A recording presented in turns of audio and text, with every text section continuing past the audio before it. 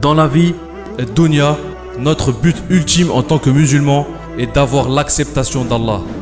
Mais qu'en est-il de son amour? L'amour d'Allah n'est pas comme n'importe quel amour.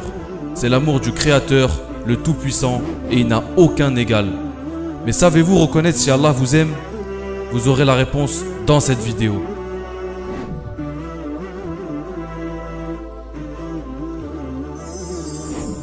Lorsque Allah nous a créés, il nous a créés pour l'adorer. Allah subhanahu wa ta'ala dit: je n'ai créé les djinns et les hommes qu'afin qu'ils m'adorent. Alors il nous a demandé de prier, jeûner, faire la zakat pour l'adorer. Mais ces actes d'adoration ont beaucoup plus de signification. Quand nous prions, nous nous rendons à Allah, nus de notre orgueil, on devient faible face à lui et on implore sa miséricorde. Allah nous récompense alors pour notre prière, mais pas seulement. Allah nous rapproche de lui. Mes frères et sœurs, sachez que si aujourd'hui vous connaissez l'islam, c'est parce que Allah en a voulu ainsi. Dieu a choisi de vous ramener à lui.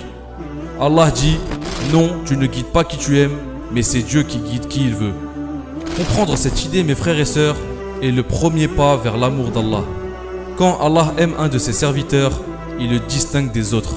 Quels sont alors les signes qui nous permettent de reconnaître cet amour? Le premier signe, l'acceptation et l'agrément par son entourage. Le prophète nous a dit: quand Allah exalté soit-il aime un de ses serviteurs, il appelle Djibril et lui dit: j'aime un tel, aime-le donc à ton tour. Djibril l'aime alors et crie aux habitants du ciel: Allah aime un tel, aimez-le donc vous aussi. Il devient ainsi aimé des habitants du ciel et on le rend aimé sur terre. Si Allah aime une personne, il la rendra aimée par tous ceux qu'elle connaît. Cette personne a le visage illuminé et rayonnant. Elle rayonne de la lumière d'Allah.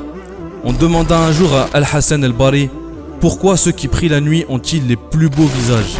Il répondit: c'est parce qu'ils s'isolent avec le tout miséricordieux et qui leur procure une lumière venant de la sienne. Lorsque Allah a privilégié une personne de son amour, on peut voir la bonté transparaître sur son visage. Même si on ne connaît pas cette personne, tellement qu'elle a le visage rayonnant de la lumière d'Allah, on aimerait bien la rencontrer, on aimerait lui parler, en savoir plus sur elle. Sans particulièrement le vouloir, on l'aimera en Allah. Le deuxième signe, la sagesse et la clairvoyance. Quand Allah aime son serviteur, il le préserve des tentations et des pièges de la vie. Alors Allah le guide, il oriente ses choix et il le mène vers le droit chemin. Cette bénédiction qu'Allah nous accorde par amour pour nous, nous évite bien des malheurs et nous permet de prendre les bonnes décisions. Dans un hadith qudsi, Allah dit: mon serviteur ne cesse de se rapprocher de moi au moyen des œuvres surérogatoires, jusqu'à ce que je l'aime. Et lorsque je l'aime, je suis l'ouïe par laquelle il entend, la vue par laquelle il voit, la main par laquelle il prend et le pied par lequel il marche. S'il me demande quelque chose, je le lui donne. Et s'il cherche refuge auprès de moi, je lui accorde refuge. Être le protégé d'Allah subhanahu wa ta'ala nous met sur le chemin du bonheur. Et même si le bonheur de la vie est éphémère, on aura l'âme en paix, car on sait qu'Allah le Très-Haut nous soutient. Le troisième signe, la grâce d'Allah le jour de la résurrection. Si Allah subhanahu wa ta'ala choisit d'aimer quelqu'un, il est impossible qu'il le punisse. Allah lui interdit l'enfer. Car si cette personne a mérité l'amour d'Allah, c'est qu'elle a été bonne. D'après Abu Huraira, qu'Allah l'agrée, le prophète, que la prière d'Allah et son salut soient sur lui, a dit: celui qui est facile à vivre, calme et doux, Allah l'interdit à l'enfer. Maintenant, comment mériter l'amour d'Allah? Tant de biens et de bonnes choses résultent de l'amour d'Allah pour son serviteur. Mais comment obtenir cet amour?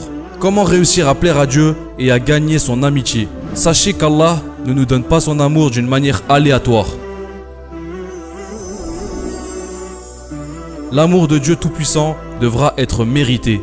Mériter cet amour passe par plusieurs caps que nous allons citer dès maintenant. Premièrement, aimer Allah. Si on veut que le Tout-Puissant nous aime, il faut que nous l'aimons d'abord. Allah le Tout-Haut dit: si vous aimez réellement Dieu, suivez-moi et Dieu vous aimera et vous pardonnera vos péchés. Dieu est infiniment absoluteur et miséricordieux. Beaucoup disent aimer Allah, mais la parole est chose facile. Alors comment vérifier l'authenticité de notre amour pour Allah? voici les 2 critères les plus importants. Le premier, le désir de rencontrer notre Créateur. Avant toute chose, si on aime Allah, on ne déteste pas la pensée de la mort.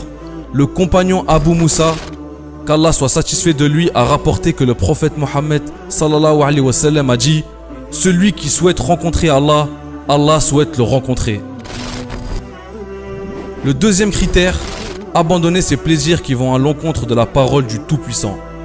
Le signe d'une personne qui aime son Créateur et qu'il préfère l'obéissance d'Allah à ses passions.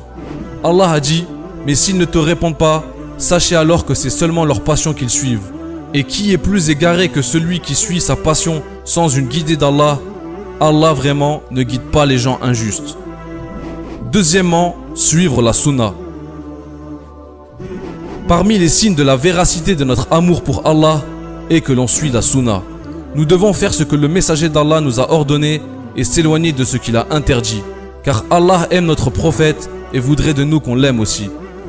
Le prophète sallallahu alayhi wa sallam nous a dit « Aimez Dieu pour les bienfaits dont il vous comble et aimez-moi pour l'amour que Dieu me porte. » Troisièmement, aimez ce que Dieu aime. Si le musulman aime Allah, il devra aimer ce qu'Allah aime, comme ses prophètes, ses anges, les savants, ainsi que les étudiants de l'islam pour l'héritage du prophète sallallahu alayhi wa sallam qu'ils portent en eux. Allah a dit dans le Coran, dit « Si vous aimez Allah, suivez-moi et Allah vous aimera. » Quatrièmement, l'invocation et l'évocation d'Allah avec abondance. Lorsqu'un musulman aime Allah, il l'évoque nécessairement souvent. Ainsi, le signe de l'amour de Dieu réside dans l'amour de son évocation, dans l'amour du Coran qui est sa parole. Ibn Mas'ud, radiyallahu anhu, dit « Personne ne doit interroger personne, si ce n'est le Coran sur soi-même. Ainsi, s'il aime le Coran, il aime par conséquent Dieu. S'il n'aime pas le Coran, il n'aime pas Dieu. » Cinquièmement, s'aimer en Allah. Aimer Allah signifie aimer ses autres serviteurs, montrer de l'empathie et sourire aux autres. Le prophète Mohammed dit « Et sourire à ton frère est une charité, une sadaqa. » Car le bon musulman se doit d'être humble, gentil et bon envers toutes les personnes, quelle que soit leur race ou leur religion. Le prophète a dit « Les gens sont égaux comme les dents d'un peigne. » Allah veut de nous qu'on soit proches et sincères les uns envers les autres. Il aime quand on échange des visites en Allah. Allah veut de nous qu'on soit proches et sincères les uns envers les autres. Il aime quand on échange des visites en Allah. Ainsi est venu le hadith du messager d'Allah sallallahu alayhi wa sallam qu'il a rapporté de son maître le puissant et majestueux en ces termes. Ceux qui s'aiment réciproquement méritent mon amitié. Ceux qui se rendent visite mutuellement méritent mon amitié. Ceux qui se dépensent à cause de moi méritent mon amitié. Ceux qui communiquent autour de moi méritent mon amitié. Sachez que tous les musulmans sont dignes de l'amour d'Allah, tant qu'ils s'appliquent et qu'ils font des efforts pour l'avoir. Allah voit en nous et connaît nos intentions. Et si son amour est ce que l'on désire, il nous aidera sans doute à y parvenir. Allah Tout-Puissant a dit « Je suis selon l'opinion que mon serviteur se fait de moi, et je suis avec lui lorsqu'il m'invoque. S'il m'invoque en lui-même, je l'invoque en moi. Et s'il m'invoque dans une assemblée, je le mentionne dans une assemblée meilleure que la sienne. Et s'il se rapproche de moi d'un impan, je me rapproche de lui d'une coudée. Et s'il se rapproche de moi d'une coudée, je me rapproche de lui d'une brasse. Et s'il vient vers moi en marchant, je viens vers lui en courant. » Si vous êtes ici aujourd'hui à regarder cette vidéo, c'est que Allah vous donne encore du temps. Du temps pour vous changer, vous améliorer et devenir de meilleures personnes. Allah veut toujours plus de nous. Il veut nous pousser à être meilleurs. Alors soyons à la hauteur et faisons bon usage de ce précieux temps qu'Allah nous accorde. Car rien au monde ne vaut d'effort autant que de triompher de l'amour d'Allah subhanahu wa ta'ala. Et Allah est le plus savant. Wa Allahu a'lam. Que la paix soit sur vous et vos familles. Wassalamu alaikum.